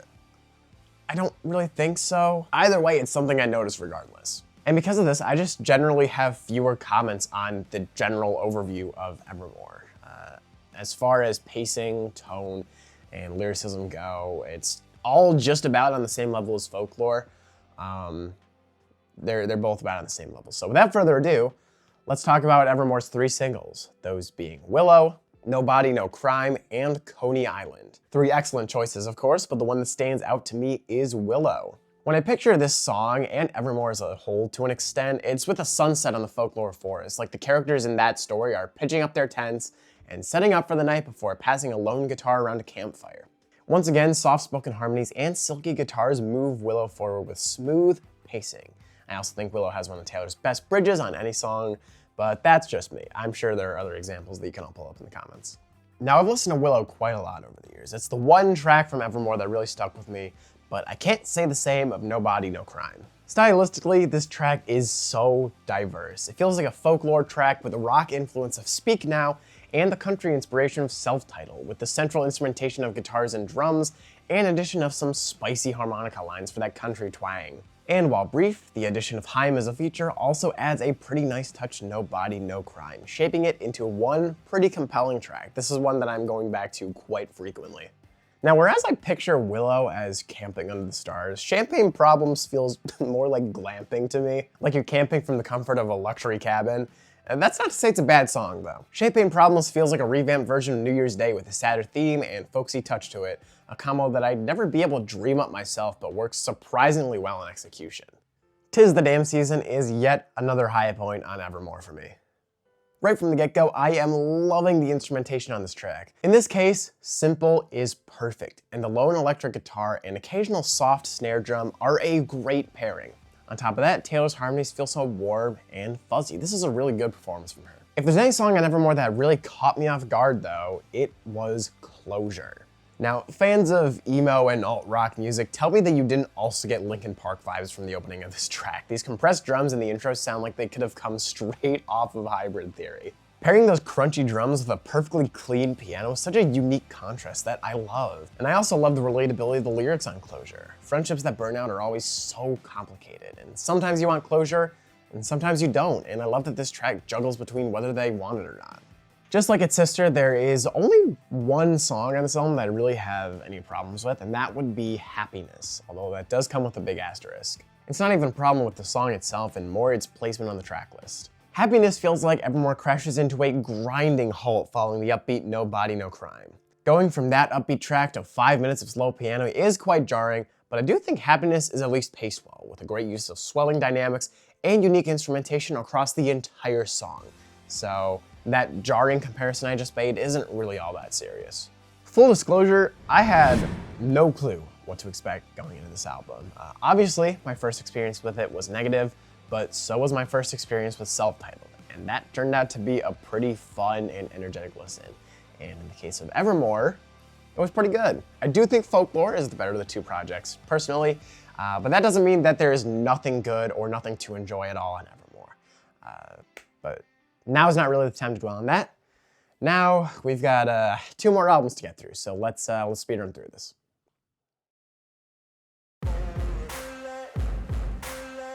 On August 28th, 2022, Taylor Swift announced that her new album was slated for an October release of that year. A few months later, Midnights, her 10th studio album, would finally be released to the public. Midnights is the first Taylor Swift album that I truly remember the release cycle for, or at the very least, it's the one that I really actively paid attention to for the first time. I watched the VMAs for this announcement, I stayed up until midnight to listen to the album, I was there through it all, and because of that, I feel like I have a sort of sentimental attachment to Midnights. That being said, Midnights is also an album that I feel like I've kind of drifted away from over the years. Now, is it due to overplaying on my part? Yeah, that is definitely a portion of it. Is it entirely due to overlistening though? No, it's not. Midnights has what I would consider to be a pretty inconsistent track list. There are a lot of great moments across Midnight's 13 songs, but I don't think those high points consistently eclipse those of past Taylor Swift albums. And on top of that, when Midnights does have a bad moment, God, it's pretty rough. Now, I hear what you're saying. Dalton, that's enough whining. Can we just talk about some songs now? To which I would say, yes, my loyal subscriber, let's talk about some singles. You did subscribe, right? You are a loyal subscriber, correct? Midnights contains 3 singles, those being Antihero, Lavender Haze, and Karma. 2 of these songs took far longer to grow on me than the other, so let's start with the one that I've loved since day one, that being Antihero.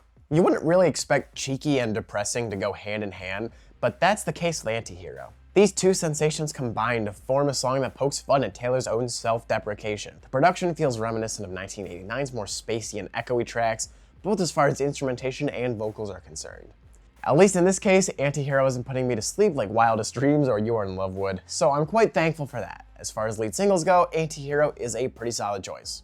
As I previously mentioned, the other 2 singles took quite a bit of time to actually grow on me and become a regular part of my rotation, and Lavender Haze is no exception to that.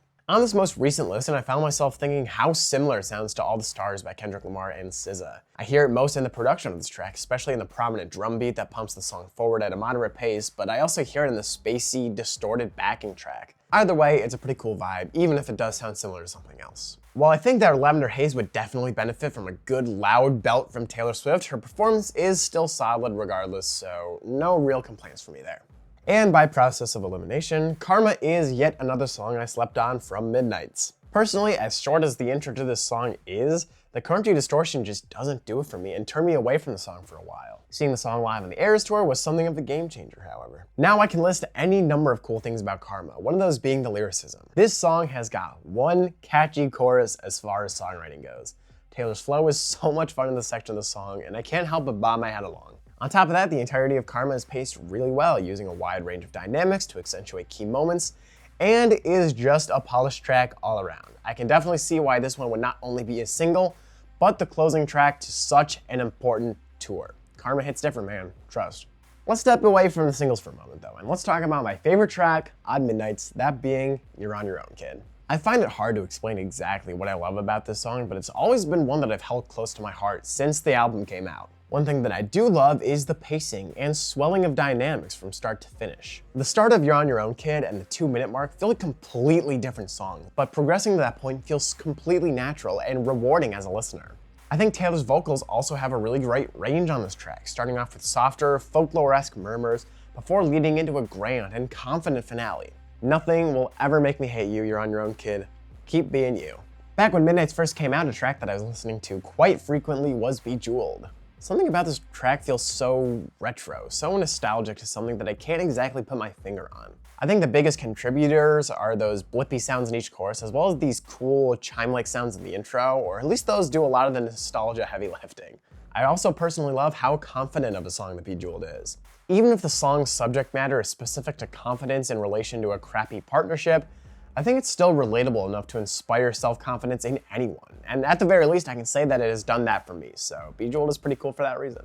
Midnight Rain is another track that I absolutely adore the production on. Between the guttural vocal filter in the intro, the rapid yet subtle trappy beat in the background, and the swelling, distorted synths, Midnight Rain is one insanely cool track. One that I wish I could go back and experience for the first time all over again. It also features a pretty good build-up from start to finish, naturally swelling dynamics from verse to verse, and even with its slower pacing, Midnight Rain doesn't ever feel like it overstays its welcome, something a lot of songs struggle to achieve these days.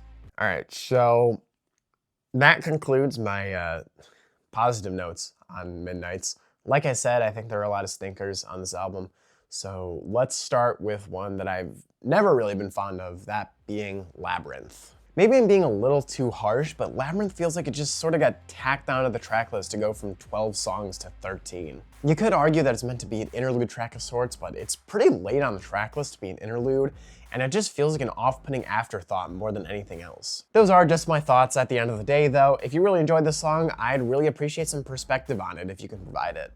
Now, the topic of off-putting, let's talk about Vigilante Shit, another song that I've really tried to get behind, and I've just kind of failed to time and time again. Personally, Vigilante Shit just kind of feels incomplete to me, like a song for Reputation that got half finished and then rushed through production just so it could get put onto Midnights. Some of the lyrics feel incredibly corny too, but I've certainly heard cornier, so I guess it's okay. Unfortunately though, that is the nicest thing that I can say about Vigilante Shit. Sorry Swifties, it is nothing personal, I promise you. And after going through a lot of back and forth, I think Snow on the Beach is one that I'm just not super fond of these days, which is kind of crushing because it used to be one of my favorites off the entire album.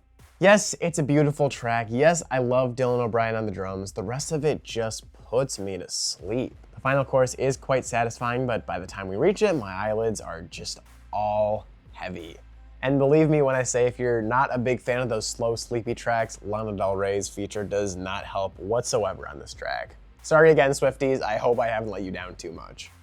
Yeah, Midnights is pretty much just as I remember it. It is very much a middle-of-the-road Taylor Swift album for me, and that's about where my head's still at today.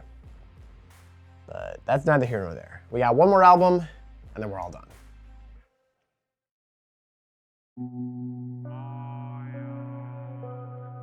In spring of 2024, Taylor Swift released her 11th studio album, The Tortured Poets Department. God, I'm so tired. Unfortunately, as tired as I am, my job is not done yet. And to add the frickin' cherry on top, The Tortured Poets Department is not my cup of tea whatsoever. Personally, I think this is one of Taylor's blandest and most forgettable albums. This is a matter of quality though, just as much as it is a matter of quantity. Because when the album released, we learned that it was actually a double album, which means I had 31 songs to comb through for this album. 31 songs clocking in at just over 2 hours is an intimidating listen, and the sheer quantity makes it so difficult for me to exactly remember every single song. Now look, you can see how long this video is right now, and we don't need it to be any longer, so for the sake of time, I'm reviewing the anthology as part of the Tortured Poets Department. When it comes down to ranking at the end of the video though, they will be ranked separately. Now, that being said, I know I just dunked on it a lot, but something positive I like about the Tortured Poets Department is it's very diverse. It feels like it's inspired from every single era of Taylor Swift. You've got some guitar-driven tracks that sound reminiscent of Fearless or Speak Now, you've got the soft-spoken vocals of Folklore and Evermore, and you've got the synthy pop production of Midnights in 1989. As much as I find this to be a kind of controversial album, I will admit that there is something for any Taylor Swift fan to enjoy on this album. No matter what era is your favorite, you can find at least one song to really enjoy from this one. With its 30+ tracks, the Tortured Poets Department has a grand total of 2 singles, which is a record low for this video. Those singles are Fortnite, no, not that Fortnite, and I Can Do It With a Broken Heart. One of these songs is really popular for some reason, but we'll get to that one later. For now, let's talk about I Can Do It With a Broken Heart. Is it a little cheesy? Yes. Is it self-aware? Absolutely. You can't convince me Taylor wasn't trying to be a little cheeky with this song. I Can Do It With a Broken Heart is a great song when you don't have a random Twitter user whining in your ear that it sucks or it's written poorly. Seriously, guys, this song is so much fun. I love how Taylor takes all these negative thoughts and attitudes and flips them right on their head in such a peppy way, kind of almost like Antihero, where it sounds like a very cheerful song, but there's actually such a bleak nature in the background. It just works. As far as production is concerned, Florida is one of my favorite tracks on the entire album. It uses dynamics in a great fashion, swelling between soft and loud throughout its entire run, heavily accentuating every declaration of the word Florida. This song is also my first introduction to Florence and the Machine, and now I feel like I've been living my entire life wrong. Florence's vocals are so intricate and controlled, not to mention her voice is so unique, something I've never heard before. Florida is a song that I go back to quite frequently, and honestly, I hope you do too. Well, I've thoroughly enjoyed Florida since my first listen, and I've gone back to it quite a lot. One that I only recently latched onto is My Boy Only Breaks His Favorite Toys. The song features quite possibly my favorite chorus on the entirety of the Tortured Poets department. The build-up from each verse to chorus leads to a really satisfying release of pressure, with each my boy and the ohs are catchy to a T. I'm still quite new to this song, but it's safe to say that I'm really looking forward to exploring it even more in the future. In a similar vein, So Long London is a track that blew me away on my most recent listen as well. Moving is the first word that comes to mind with this track, and seeing as it's retrospective on Taylor's long-term relationship with now ex-boyfriend Joe Alwyn, that only makes sense. The voices in this intro feel almost like a call and response, and stylistically feel like a blending between the echoey folklore combined with the bright lover. Once the song truly gets started, however, it's time for the waterworks as Taylor looks back on the factors of their relationship's downfall. Declining mental health, lifestyle differences, and emotional infidelity are all potential players in this battle. Breakups are tricky, especially when you care so much about the person you're separating from, and So Long London is a great showcase of that. If we're talking strictly about knockout vocal performances though, we need to talk about Who's Afraid of Little Old Me. This song feels like it got ripped right off of Reputation as far as lyrics go, as if yet another call out of the obsessive paparazzi and media outlets who refuse to give her space. Who's Afraid sees a return to those self-confident, don't mess with me themes, where Taylor reminds everyone that they might want to back off a little bit if they know what's good for them. This message is solidified by what I consider to be her most confident vocal performance on the entire album, and debatably one of the best in her entire career. Every time she yells, "Who's afraid of little old me?" I get chills, and I know I'm not alone in that. All right, now let's talk about a song that is maybe a guilty pleasure song to me. The only song that I'm really crazy about off the anthology, that being So High School. You know what? Screw it. I'm not even that guilty about it. I really enjoy this song. Also, hi, Justin. I can hear you judging me through the screen right now. You just lost the game, by the way. Anyways, So High School sounds so heavily inspired by Fearless to me, both in lyricism and production. As silly and as corny as the lyrics feel coming from someone in their 30s, they feel like a nostalgic callback to her earlier work. At least that's how I contextualize it to not go insane listening to this song. Look, I promise, I know that sounds so backwards, but I promise I love this song so much. With that, we move into the songs that I'm just not as fond of off this album. While there are a ton that I find forgettable, including Guilty as Sin, Love of My Life, The Alchemy, and basically everything off the anthology, there's one that's always just baffled me, one track that I truly never got the hype behind, and that is Fortnite. Maybe this is a hot take, but I'm not really sure why Fortnite was the song to do numbers off this album. Personally, I find the track to have sluggish pacing and boring vocals, and I wish the Post Malone feature was a lot more prominent on the track, because I think his voice would have been perfect on a song of this nature. But that's just me personally. I'm not gonna try to argue against this song with over 1 billion streams. Okay, so that was kind of overwhelming. To be totally clear, my experience with the main album of the original album before the double takes place was really positive and a lot better than I remember, because I think I really dragged my thoughts of this album down with the anthology, so separating those two entities was pretty helpful to me. But that being said, will I ever be returning to the anthology in the future? No. Let me make one thing clear though, not just for my thoughts on the anthology, but for the video as a whole. If at any point in this video you disagreed with me on something, whether that's an opinion about an album or a song or the meaning that I found in a project, that's totally fine, and I promise you that doesn't upset me. At the end of the day, music is an art form. It's subjective. The songs are only as important as the meaning that we find in them or make in them ourselves. Music has always been a perspective game to me, and that's what makes it so beautiful. So if there's anything that we disagree on, please feel free to leave a constructive comment, and I'll take a look at them, because I would really love to get some new perspective on some of these songs and albums that I wasn't able to connect with as well. For now though, that's not what I'm concerned with. For now is the moment that you've all been waiting for. Let's rank.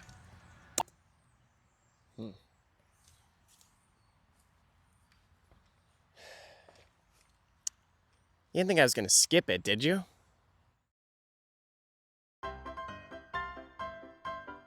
Yesterday, from the time that I'm recording this video, Taylor Swift's 12th and most recent studio album, The Life of a Showgirl, was released to the public.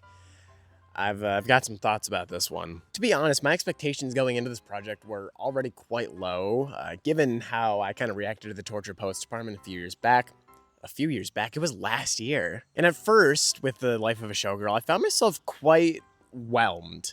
Not underwhelmed, not overwhelmed, simply whelmed. It was about everything that I expected it to be, but on repeat listens, I am enjoying this project less and less every time I hit the play button. The Life of a Showgirl feels like a willfully and intentionally bland and boring project, something that I wasn't quite expecting. Almost every song on this album feels like something we have heard before in some way, shape, or form on a Taylor Swift project, which isn't necessarily a bad thing on paper.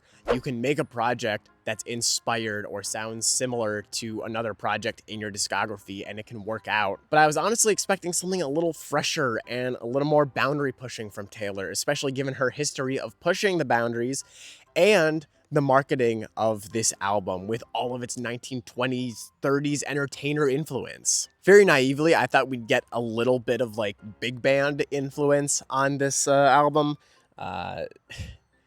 I didn't know just how wrong I was, and you probably understand that now. The Life of the Showgirl feels just so overproduced, something that I wouldn't expect from this album where the emphasis is so heavily on showmanship and entertainment. Another aspect that just feels like it takes a really significant blow on The Life of a Showgirl is that of songwriting.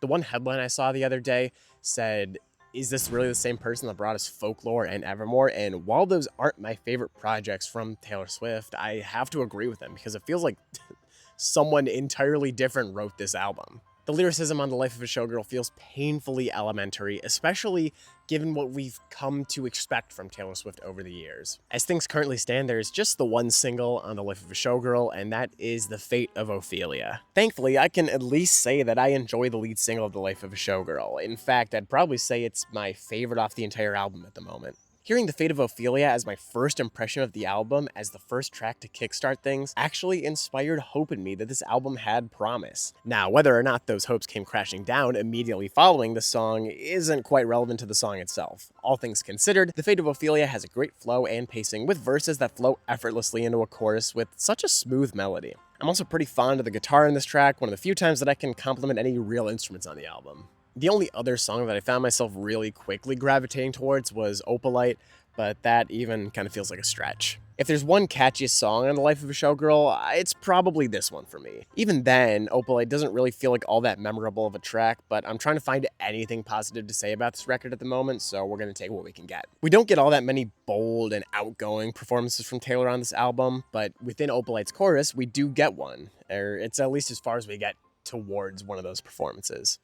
So once again, we are taking what we can get.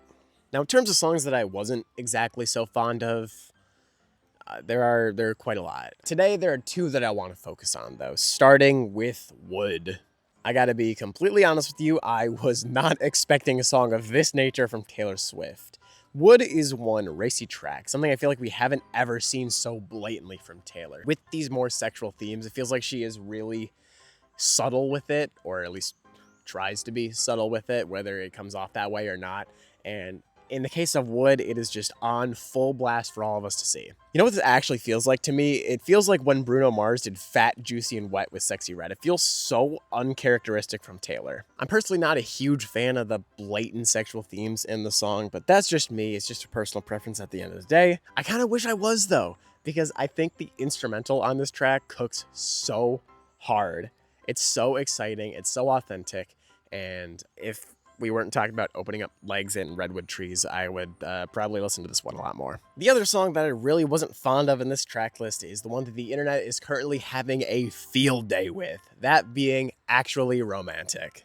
As far as the instrumental is concerned, Actually Romantic is actually kind of a cool alt-rock track. The moment we get to any lyrical content, though, the song instantly goes downhill for me. Actually Romantic is rumored to be a track taking a dig at Charli XCX, and you might be asking why?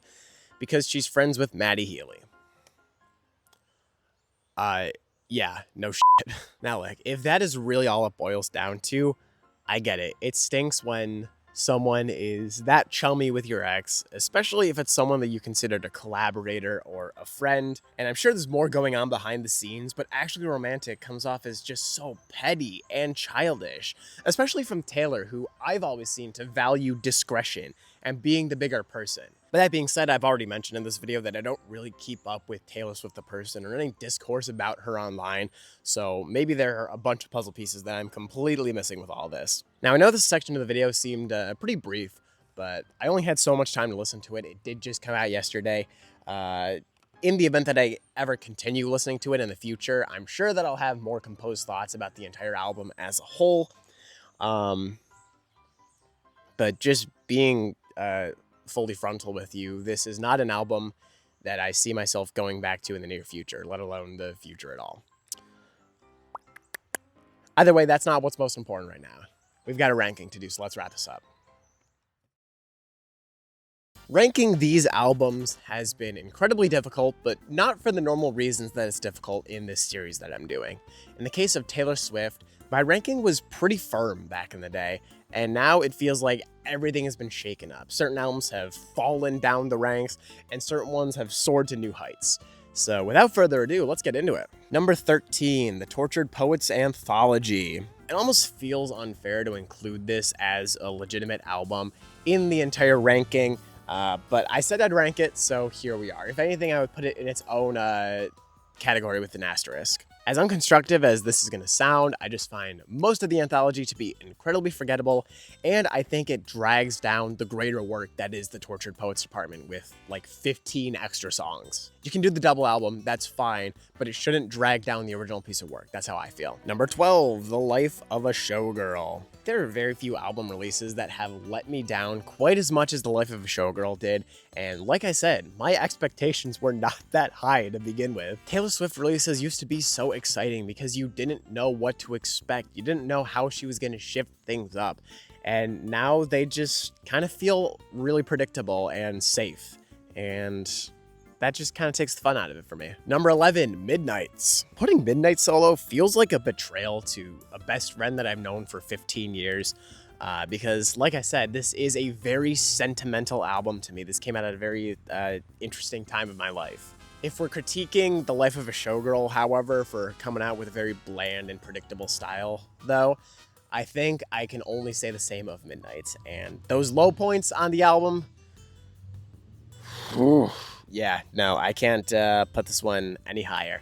This is an album that I will probably be going back to, but it's not one that I see myself going for a full play start to finish for, more just scattered songs.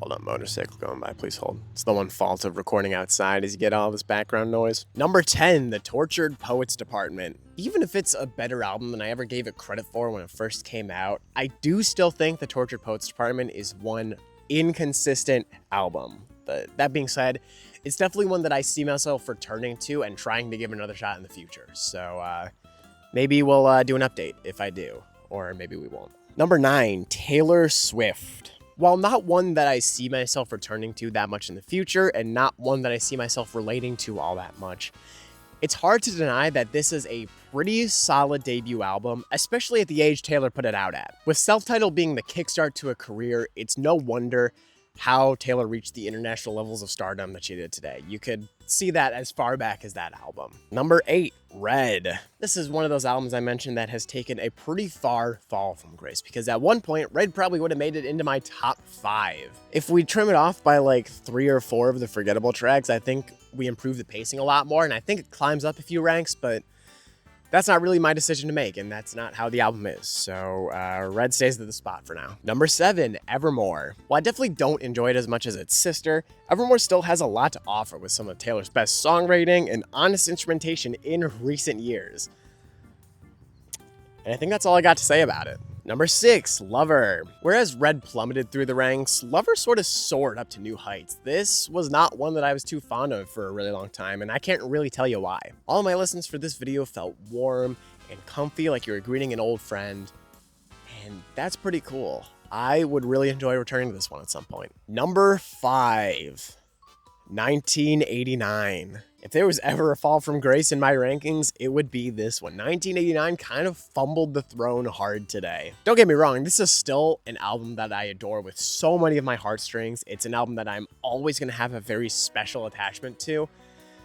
But I think Taylor just has more consistent albums with stronger high point tracks. That's just me. Number 4, Folklore. In a kind of similar vein to Evermore, Folklore is a project that took me a really long time to give an honest try for.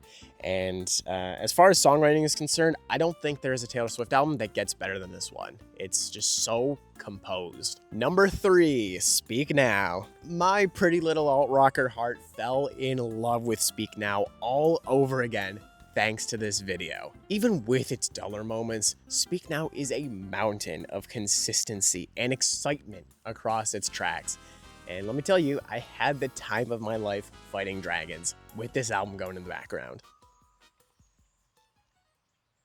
I don't really play any video games with dragons in them. I guess Destiny counts. Number 2, Reputation. I gotta be so honest with you, it was a bloodbath figuring out which album was taking the number 1 spot today. Reputation very nearly snubbed it out, but I think with its weaker points, I had to give it to something else. That being said, the sudden change in tone from happy and lovey and whimsical into vindictive and sinister and protective is such a nice breath of fresh air. It's also just really cool to see your idols stand up for themselves, even if the reason they have to do that is awful and horrible. Seeing them take a stand is just kind of inspiring.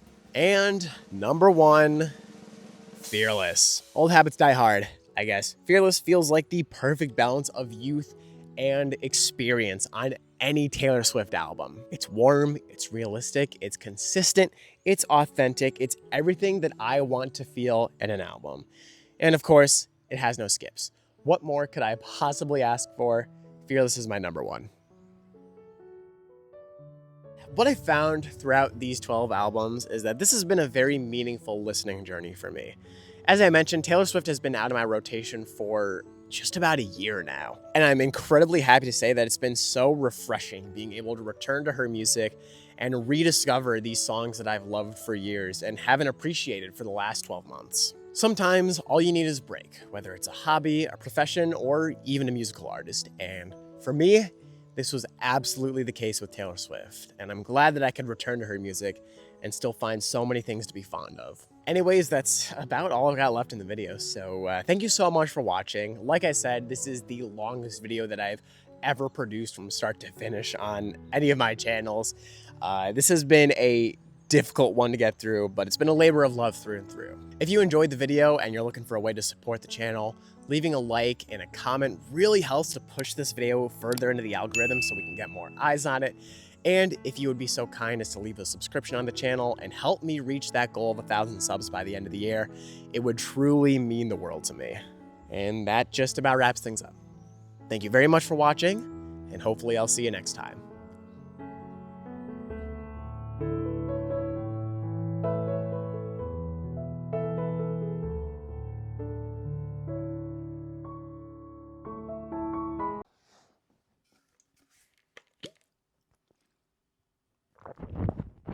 Dog, are you f***ing kidding me? I spilled water on my f***ing shirt.